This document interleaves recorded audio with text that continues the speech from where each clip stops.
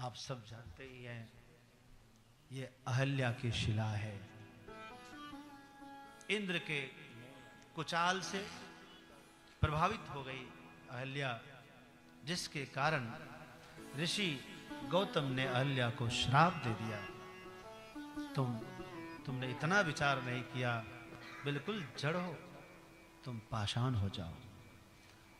पाषाण होने से पहले अहल्या बाई ने ऋषि गौतम से एक प्रश्न किया कि मुनिवर, जब मेरा विवाह आपके साथ हो रहा था, उस समय इंद्र के यहां से भी मेरे पास प्रस्ताव आया था।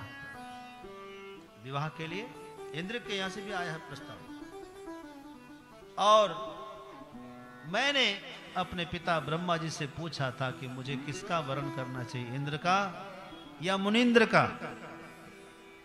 पिता ने कहा कि बेटा, इंद्र का वरण करोगी तो स्वर्ग का साम्राज्य मिलेगा, लेकिन मुनिंद्र का वरण करोगी तो एक दिन भगवान मिलेंगे, क्योंकि संत के मिलन का फल है भगवंत मिलन। हाँ, अब मुझे इतना पूछना है, क्या वो वाक्य असत्य है या सही है? संत के मिलन का फल भगवान का मिलन। बस मैंने इसी निश्चय से इंद्र को ठुकरा कर आपका वरण किया था, लेकिन आज जब आप श्राप दे रहे हैं, मैं पाषाण बन जाऊंगी। जीवित रहती तो भगवान से मिल सकती थी, अब तो कोई आशा ही नहीं दिख रही है। पाषाण बन जाऊंगी तो भगवान से कैसे मिलूंगी? मुझे लगता है वो वाक्य शायद सत्य नहीं। मुनि ने कहा कि देवी, ऐसी बात नहीं। यदि तुमने ऐसा सुना है कि संत मिलने का फल भगवान से मिलन है, तो तुमने सही सुना है। लेकिन कैसे मान्यवर?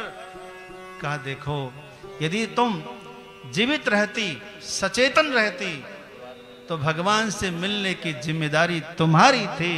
लेकिन अब तुम यदि अचेतन हो, जड़ हो, तो भगवान से मिलने की जिम्मेदारी अब भगवान की रही। तुम नहीं जा सकती तो क्या, भगवान तो चलकर आ सकते हैं। तुम इसी विश्वास से पड़े रहना। आज वो साकार हो गया।